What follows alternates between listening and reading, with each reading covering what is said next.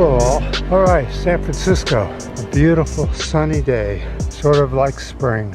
Well, not sort of, is spring. And no rain in the forecast. Had a little bit in the past. A couple days ago we had a little bit of rain, but nothing to measure with. So let's go up here and do a video. It's a two-parter today.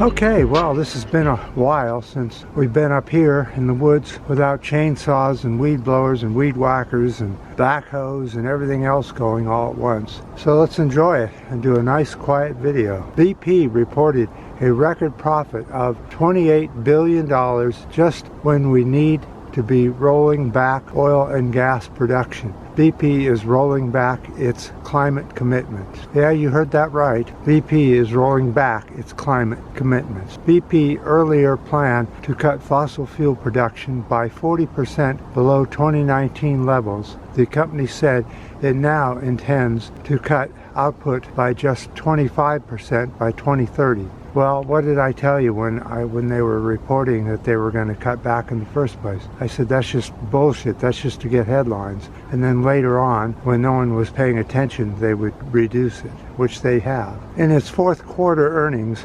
announcement, BP said it would boost its dividends and buy back an additional $2.75 billion worth of its own stocks and shares. Of course, that's all these oil companies do, is make more mess, more profit, and just make a laughing stock of themselves. But unfortunately, nobody's paying attention.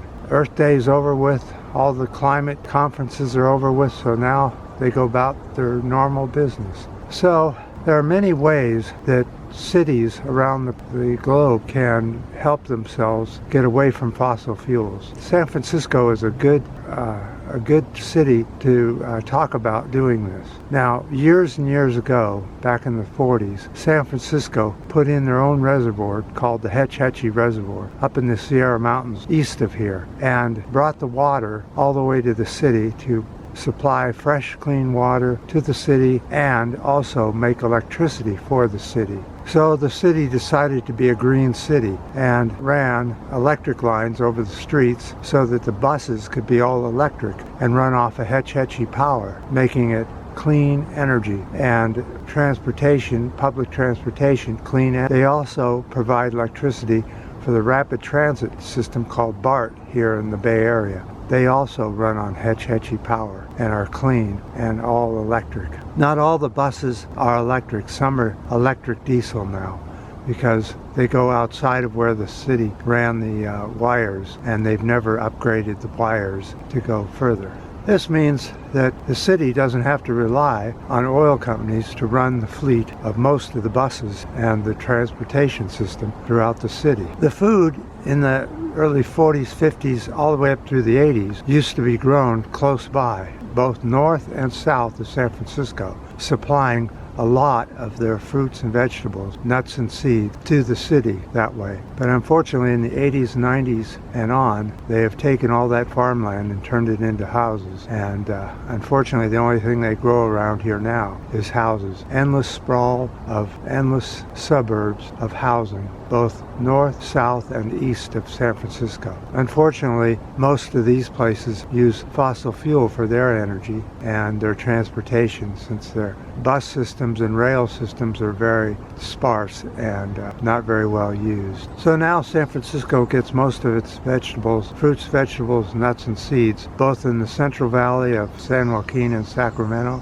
and down by Watsonville, which is about 100 miles south of here, different little towns down south of here now. And some of it even comes from Mexico, so they have to fly it up by jet and plane. But all in all, San Francisco is a pretty green city. It doesn't use all that much fossil fuel as most cities do, because most cities don't have that good a transportation system and rely on diesel and gasoline to move their people around. Hopefully, boy, mosquitoes. Hopefully the city will continue to be green, or at least try to be green, and not rely on fossil fuels as much.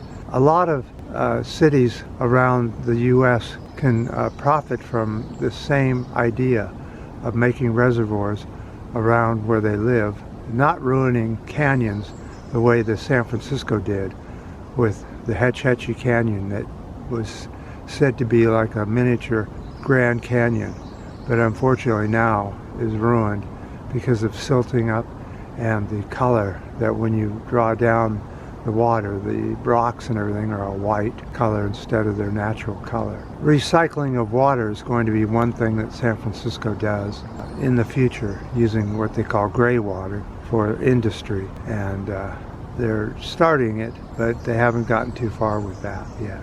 Wind and solar panels were being used back in the 70s and 80s here in San Francisco.